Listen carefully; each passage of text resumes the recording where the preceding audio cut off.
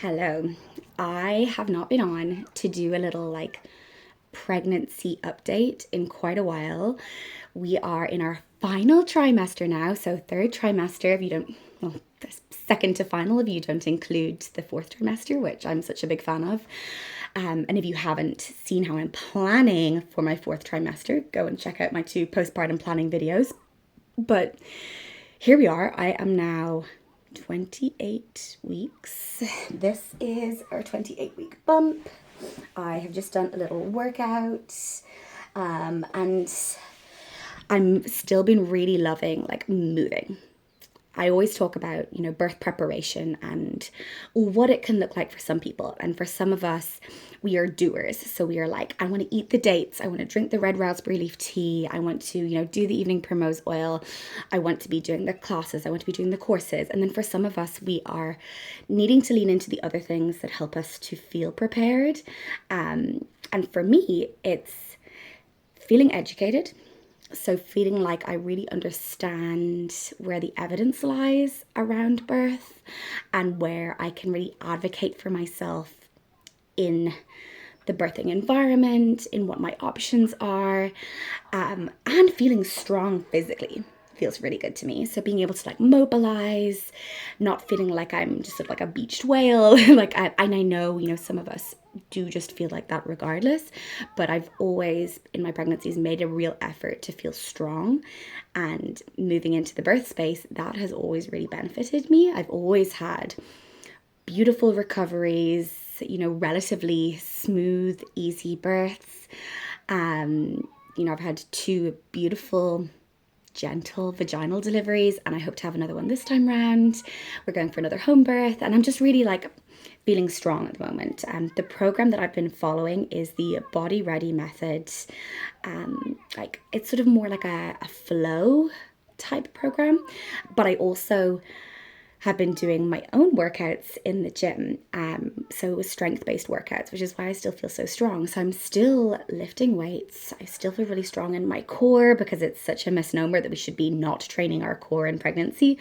And I think it really helps with, healing afterwards. And I think for me, the biggest thing is, yes, feeling strong going into birth, but also I carry my babies. I wear my babies. We don't really do buggies that much. My babies just nap on me in the carrier for the first at least 6 months before we even try putting them down. And so you need to be really strong for that. And so in knowing that that's ahead of me, and hoping that I get a nice chunky juicy baby this time. We were joking about this yesterday, friends and I, saying I'm not a huge believer in sort of manifestation, but I very much I had a juicy chunky baby first time round, and I found that he grew up really quickly, and I couldn't carry him and baby wear him for as long as I would have liked, and I would love a baby who stays small, like a smaller baby next time. And then I got Archer, who is literally still such a dinky little thing. So it's so funny. I'm hoping that this time I get a juicy one. And so I'm sort of training for that. I want to be feeling like I can parent the way that I want to. So that means training for that. But I've been really enjoying that. And honestly, I had a little smidge of pubic pain for a while, and that was because I was slacking on my workouts. And then I had a really awful cough for a while, and I was slacking on my workouts there as well, and ended up, sort of coughing and leaking. And that is all gone again now. So I feel like I see so clearly, so quickly, and feel the benefits so quickly. So that's really lovely. And I've been doing workouts, maybe doing some sort of movement every single day, even if it's just a walk or whatever. But in terms of pregnancy symptoms, I've still been so lucky to feel so well. I'm doing a couple of other things that I think are maybe more alternative, more interesting. I've been drinking my beetroot juice every day. I've been taking more baths. I've been listening to, my positive birth stories. I've been, my husband's been doing some nice massage for me. I've gotten it's like a lilo with a hole in the middle, and just been relaxing belly down, which has been feeling really good. And I've also started doing just this week my sort of daily essentials in terms of movement. Possibly I'll make an entire video on that, but there are certain movements in terms of creating space and balance in the pelvis that encourage a smoother birth and allow for baby to get into the optimal position. So for those of you who don't know, our babies are like the key in the lock, and you sort of fiddle around with a key trying to find the right way. If we can get our babies into a position that is optimal in the pelvis, they spiral through the pelvis really easily and smoothly. And our uterus isn't just like a floating ball in there. It's tied in by all of these ligaments. And so creating space and balance and releasing tension and torsion in those ligaments means that we can have smoother births. So I've started doing those daily essentials. I'm feeling really good, and perhaps I'll make an entire video on it. But let me know down below if you would like to see that. And that's become part of my birth preparation. I am going to do an entire video dedicated to how I am preparing for birth this time round, because I'm so much busier, but also my mindset in knowing now that I've had the experience of those positive births is one that's much more of trust, whereas I had to really work on that with my first baby. So there's a sort of ease in it all, which feels really lovely to just lean into. And I'm enjoying my pregnant body a lot more. My belly button has done something funny in like weird updates. It's sort of poking out from the top. It's bizarre. And it seems like it never really goes back in either. So that's funny. Nipple tenderness is still very much there. Yes, bunny? Mommy? Hang on, brief intermission. Okay, so I'm back again. A little bit more clothing on this time. We're off to a kiddos party, which is always so much fun and so chaotic. So we're gonna head out the door now in a moment, but I thought I would share with you my like app update, as well as the fact that I've been having a couple of like new body changes, and I don't even know. I really don't think they're related to pregnancy. We spent the weekend in London visiting a friend and it was just so wonderful and just about as chaotic as you can imagine. And so it's taken me a while to really like come back to earth after that. But I think one of the things that I carried with me from the stress of the weekend, but also the flight, is a little bit of vertigo. At least that's what I think it is. It's very much like when I turn myself a certain way, my blood pressure is fine, my bloods have all been fine, my blood work, my blood sugars are fine. It seems to be completely unrelated to that. But so I've been doing the Epley maneuver, if you've seen it on YouTube, which really, really helps.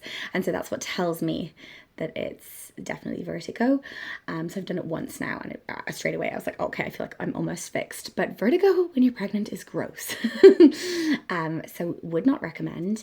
The other thing that has been happening is I've been like really nudging myself to book a dental appointment because my gums are bleeding quite significantly, and not to the point that I'm like worried, but it's definitely a nice like visual reminder. My gums always bleed in pregnancy.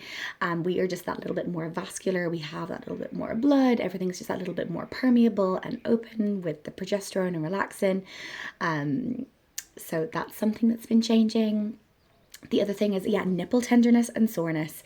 So I can't tell if it's just one night there was a particularly bad latch, or it's just sort of like peaked in pregnancy, but I'm really sensitive. Both of the boys are still nursing. Atticus like barely so, but Archer has never had a beautiful latch. Like I always, even as a lactation consultant, have had to work on his latch.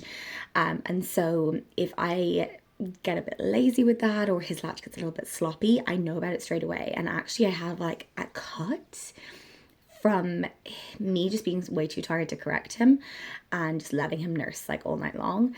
So that's been really miserable. I've never really struggled with like broken or cracked nipples early postpartum because I was so on it, but I feel like later on you get a little bit more lazy. And I think as well he's been teething, getting his back ones. So with that, his saliva becomes more acidic. So he's got like a little rash here and my nipples are sore. So that's not been fun. I also feel like my colostrum is starting to come in, and that's why they're maybe nursing a little bit more, but I haven't even like tried to express a little bit just to see because I cannot be bothered. Other things that have been going on, got some really exciting like business things in the works, which you guys will hear all about soon. And is that about it? Is that about it? I feel like that is all that's going on. Okay, I'm going to fill you in on this app content because I forget, like, how cute is that little baby? 11 weeks to go. Whew, that feels like it's a lot. Or a lot. It feels like it's not that much, and I feel like it's actually going to fly by so quickly. So by now your baby will weigh approximately 2.7 pounds, which is so cute, and actually I feel like it's quite big, you know. And now we're at, you know, that sort of, we're really at the point now where, like, if baby were to come, they likely would be okay, which as a lost mama feels like, oh, okay, that's like another hurdle that was in my mind to get to.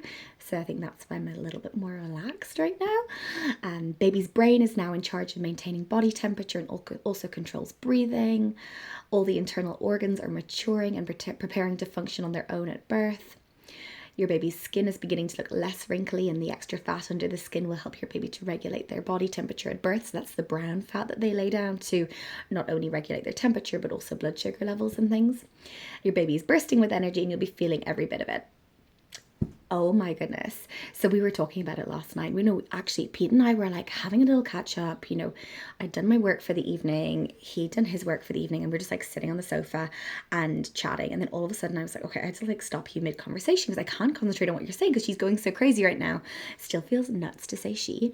And so I put Pete's hand on my belly, and he was literally like, what is she doing in there? So it's interesting because I believe, unless it has moved, that I still have an anterior placenta, which is to the front, which generally cushions a lot of these movements. But because her movements have been so intense, it makes me think of Archer's pregnancy, where I was like, this kid is going to make his own way out. Like, he was really intense on like pushing his way out and like kicking and rolling and moving and all of the things. So I'm feeling all of this little girl's movements. That's been fun and a lot, but it's very exciting. It also says like I should be having all of these things: muscle and leg cramps, which I haven't been having, but I'm going to make a video on what I've been doing to reduce that. Swelling, no swelling, no heartburn, no itchiness, really very little in terms of the way of shortness of breath, but again, I've been doing the things. So no heartburn. Breasts are definitely growing, and I've been obviously like, sleep has been a little bit impacted. I wake up to pee maybe once a night, but it's very exciting. It's also saying that, you know, now you should start to look at like birth prep. And that's something that I mentioned on my Instagram page last week that I'm going to start like touching in on and start leaning into a bit more. Generally, my body starts to prepare itself, but also my mind starts to prepare itself around this point as well. So I'll start having like dreams about birth, which is really lovely.